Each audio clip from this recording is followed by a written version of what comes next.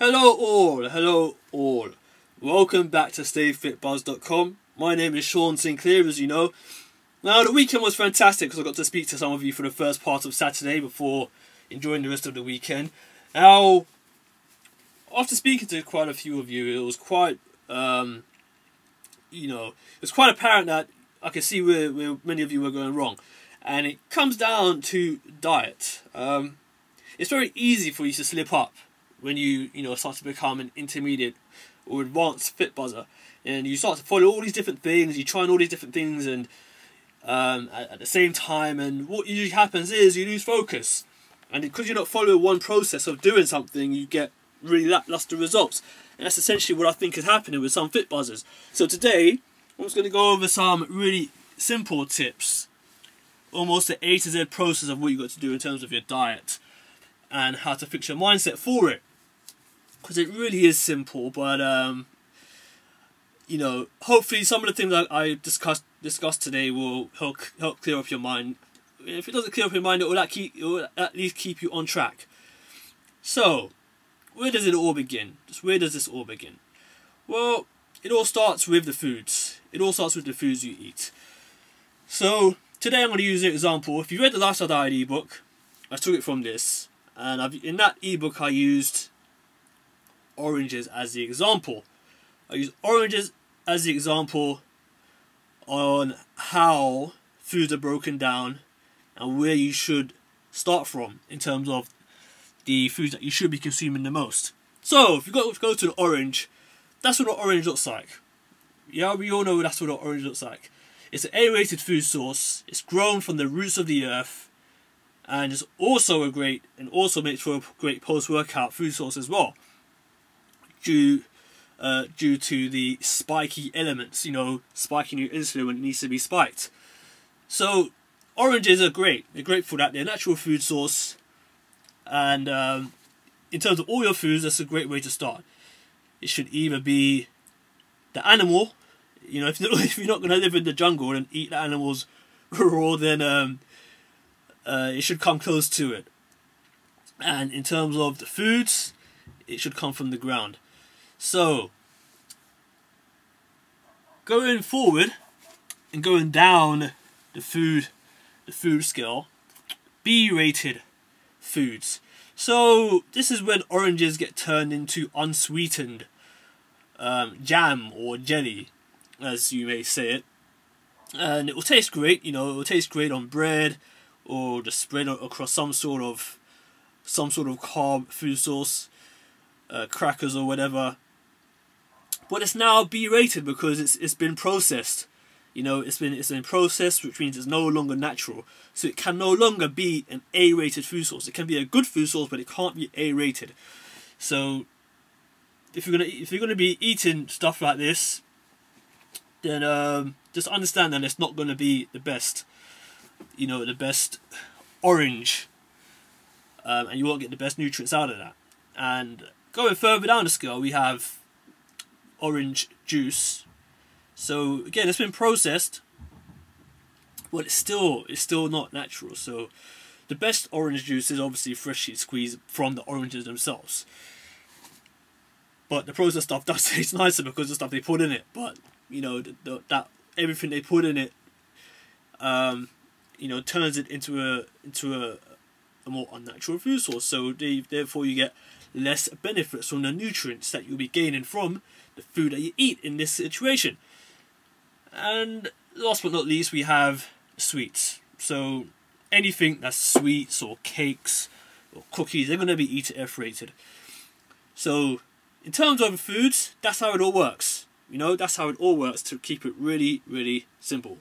If it comes from the ground, then you want to get it in a place where it's been hardly touched. And if it comes from an animal, raw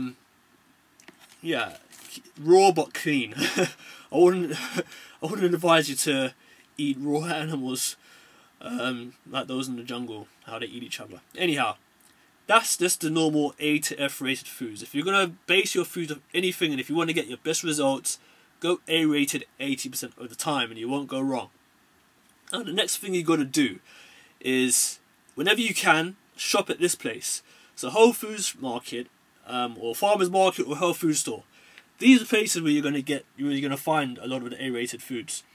A lot of these foods are more nutrient dense.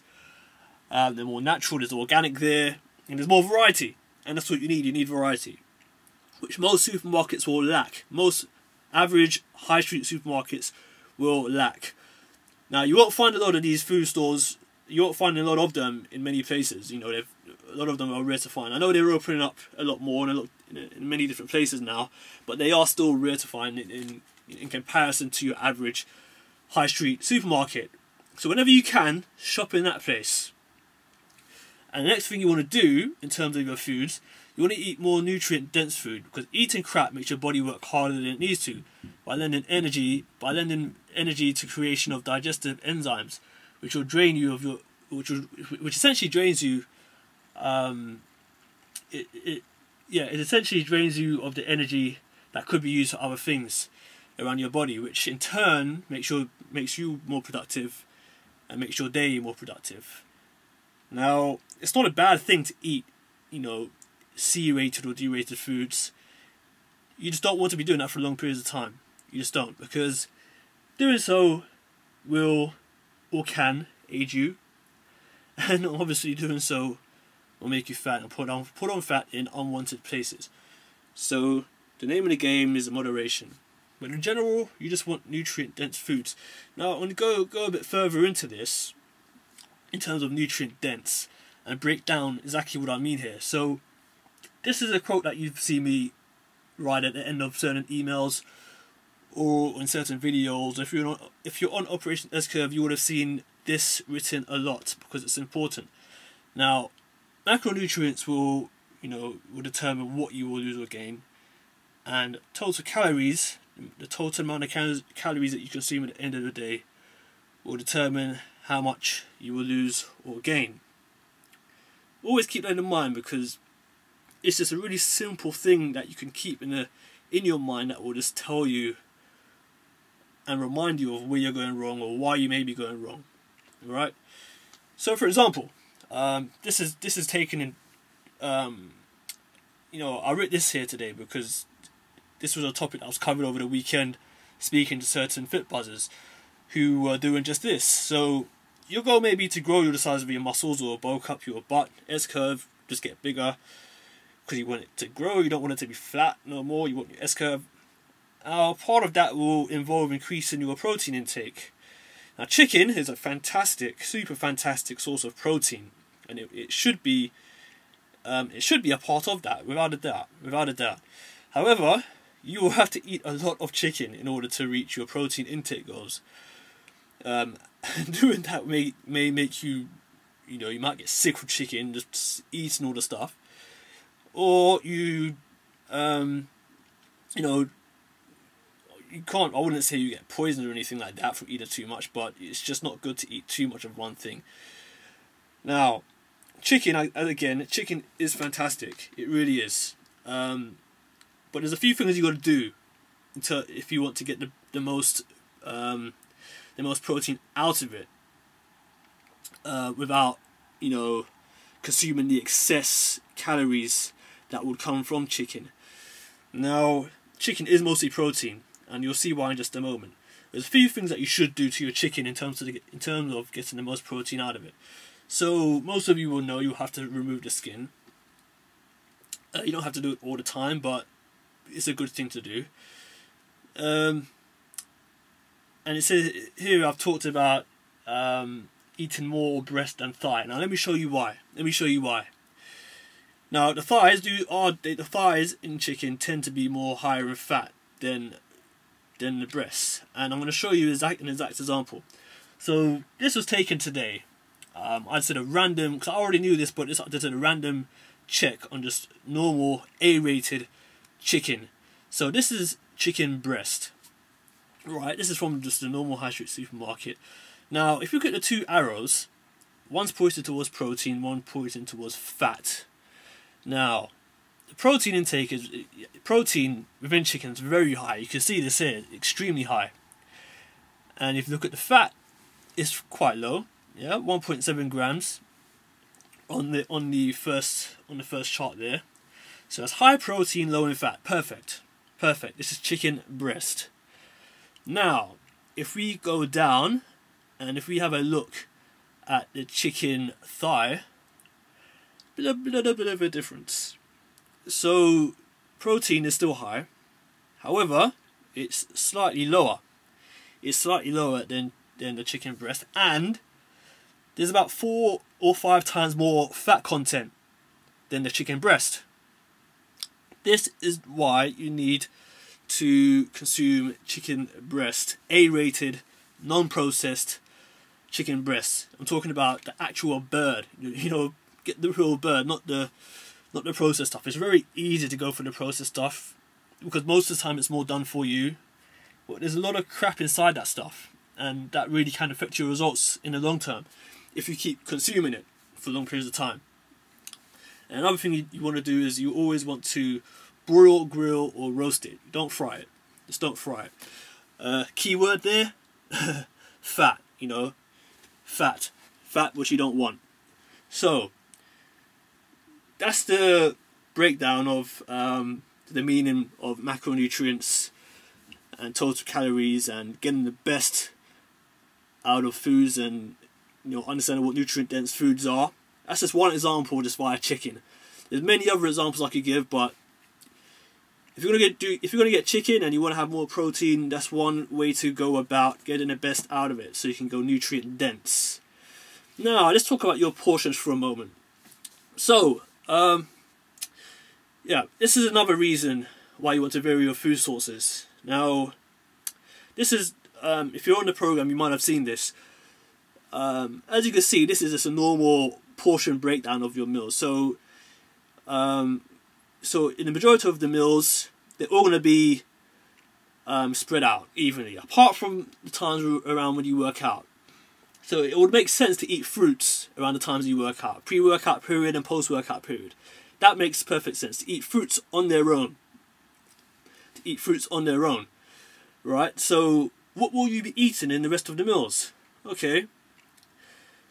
This is what most of those meals that you see spread out from 1, 2, 3, and obviously the dinner and late night meals will mostly contain a lean protein, which could be the chicken that we spoke of. It could be healthy fats. Walnuts are fantastic for that. I'll tell you why in just a moment. Fibrous carbs, which is vegetables, vegetables and all those, all the greens that you could possibly think of. Starchy carbs such as potatoes, but for example's sake, brown basmati rice is fantastic as a A-rated starchy carb. And to have a diet that's high in fiber. The reason why I say high in fiber is because, for example, when you eat bananas or oranges, that spikes your insulin, and you get a super quick response from your blood sugar levels, right? But when you mix that up with different foods, like you see in some of the meal plans, you know, you'll see fruits mixed with so many different examples of the foods, of the types of foods that you're listed here, you know, mixed with a lean protein or a healthy fat, starchy carbs, etc. Yeah, if you combine the high GI foods with low GI foods, you won't get such a quick blood sugar response. Now, you know, foods that are high in fiber in general, when you've got foods that are high in fiber, you'll tend to have a diet that will have a slower release, you know, a slower blood sugar response. So that's just in general, you know. A lot of you may know that, but this is the simple things that you just got to keep in your mind and not complicate things, right? So in terms of fiber, just look for products that contain approximately 2 grams or more fiber for each 10 grams of total carbs. For example, you have a food source that may have 30 grams of total carbs, which should, you know, a good amount would be 4 to 5 grams of fiber within that. That's just an average. So that's all what your meals will contain, especially for Fit Bars meals. Now it will be different for many of you, depending on your lifestyle. I'll go into this in just a moment as well, because it relates to another thing here. And again, if you can, just shop at a natural health or food store, because shopping there will, it can make a difference, especially if you make it a regular thing. Especially if you make it a regular thing. Now, I talked about walnuts in just a moment there. Now, the reason I talk about walnuts is because they are very rich in healthy fats, omega-3 and omega-6. Very high in that. Now, if you look where the red arrow is, there's polyunsaturates. Polyunsaturates is where you'll find your omega-3 and omega-6 in all your foods. So, if you see a product that's high in polyunsaturates, then it's going to be very high in essential fatty acids, which is what you need. You need that. And walnuts, again, this is taken from it's a random example of just plain walnuts. It's high in that. It's high in protein as well. It's high in protein, but this comes under what I call crap foods for fat loss, because you're eating fat, but it's fat that's good for you. So walnuts is just one example of that, of healthy fats. Now, your portions, in terms of the times of day that you work out and the times of day that you should eat and what you should eat, is listed here. This is just an example based on someone who works out normally maybe 3 or 4 times a week, and someone that works out in the evening. So everything you see here, that's how you would consume your foods. As I said, it will vary for many. It will vary differently for many of you. The reason why is because not everyone has that same lifestyle. Some people work morning, some people work night. Some people just have different lifestyles. So I've given examples, many examples of this in Operation S-curve, especially on the meal plans program. I've given an example of that.